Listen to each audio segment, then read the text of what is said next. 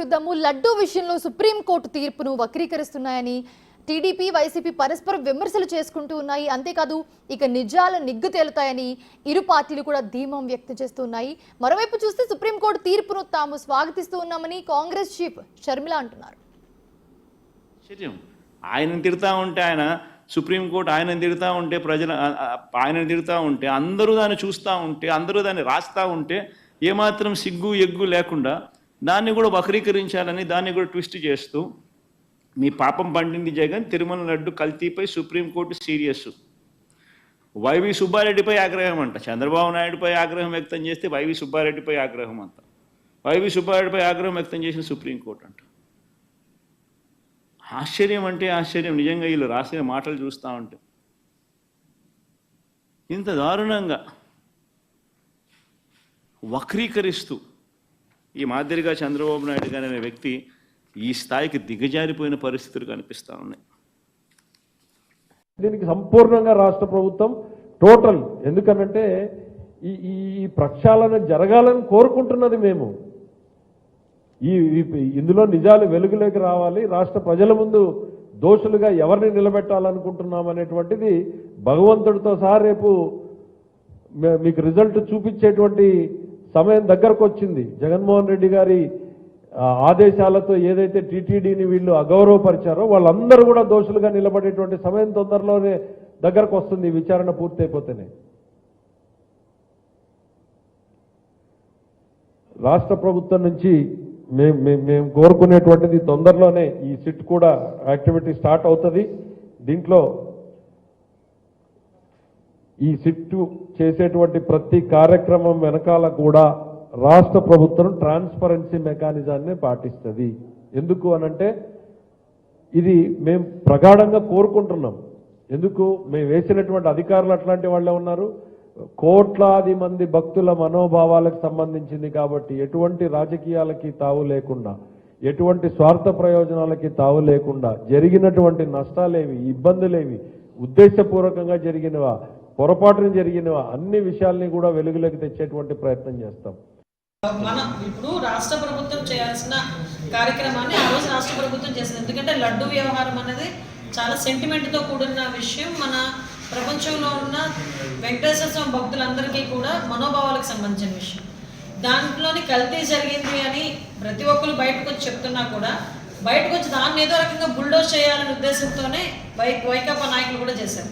మీరు అబ్జర్వ్ చేసుకుంటే తప్పు చెయ్యని వాడు భయపడ్డాడు. విజిలెన్స్ ఎంక్వైరీ అనేసరికి ఎందుకు భయపడ్డాడు సుబ్బారెడ్డి? ఆ విషయంలో కూడా కోర్టు ఈరోజు దాని గురించి కూడా ప్రస్తావించిన పరిస్థితి కూడా ఈరోజు కనిపిస్తూ ఉంది. ఈరోజు నిజంగా చాలా మంచిగా స్వాగతించాల్సిన విషయం. డెఫినెట్గా సుప్రీంకోర్టు ఏదైతే చెప్పిందో దాని ప్రకారంగా సిబిఐ ఆఫీసర్స్తో పాటు మన లోకల్ పోలీస్ డిపార్ట్మెంట్ నుంచి ఒక 2 అఫీషియల్స్ని కూడా వేసి సిట్ ఏర్పాటు చేయమన్నారు. దానికి కంపల్సరీగా మనం స్వాగతించాలి. ఎందుకంటే ఇప్పుడు నిజాలు తేలాలి, ఎట్టి పరిస్థితులు నిజాలు తేలాలి. దాని మీద సిట్ దర్యాప్తు కూడా మనకు ఎంక్వైరీ కూడా జరుగుతుంది. జరిగిన తర్వాత మనందరికీ కూడా నిజాలు తెలుస్తుంది. వెంకటేశ్వర స్వామి ఆలయంలో అన్నప్రసాదాలు, లడ్డూ తయారీలో నెయ్యికి బదులుగా పశువుల కొవ్వు వాడారు అని ఈ రాష్ట్ర ముఖ్యమంత్రి చంద్రబాబు నాయుడు గారు చేసిన ఆరోపణల మీద సుప్రీంకోర్టు ఈ రోజున స్వతంత్ర సిట్ను ఏర్పాటు చేసి సిబిఐ నుంచి 2 ఆఫీసర్లు, రాష్ట్ర ప్రభుత్వం నుంచి 2 ఆఫీసర్లు, కేంద్ర ఆహార భద్రతా సంస్థ నుంచి ఒక అధికారిని దర్యాప్తును కొనసాగించడానికి నియమించటం మేము పూర్తిగా స్వాగతిస్తున్నాం. మా సమయంలో నేను కానీ సుబ్బారెడ్డి గారు కానీ టీటీడీ పాలక మండలి అధ్యక్షులుగా ఉన్న కాలంలో ఏ విధమైనటువంటి తప్పు చేయలేదని ఆ దేవదేవుని పాదాల మీదనే ప్రమాణం చేసి చెప్పటం జరిగింది. దీని మీద మా వాళ్ళు సర్వోన్నత న్యాయస్థానానికి వెళ్ళటము, సర్వోన్నత న్యాయస్థానం దీని మీద చాలా స్పష్టమైనటువంటి ఆదేశాలు ఇవ్వటము జరిగింది. రాష్ట్ర ప్రభుత్వం నియమించినటువంటి సిట్ ఏ విధంగానూ కూడా న్యాయం చేయదు అని మా భావన, అదే మా వాదన. Yes, we welcome the move of the Supreme Court. It is in fact a good outcome that an independent investigation be carried out on the Laddu Rao. It is really important that this be done.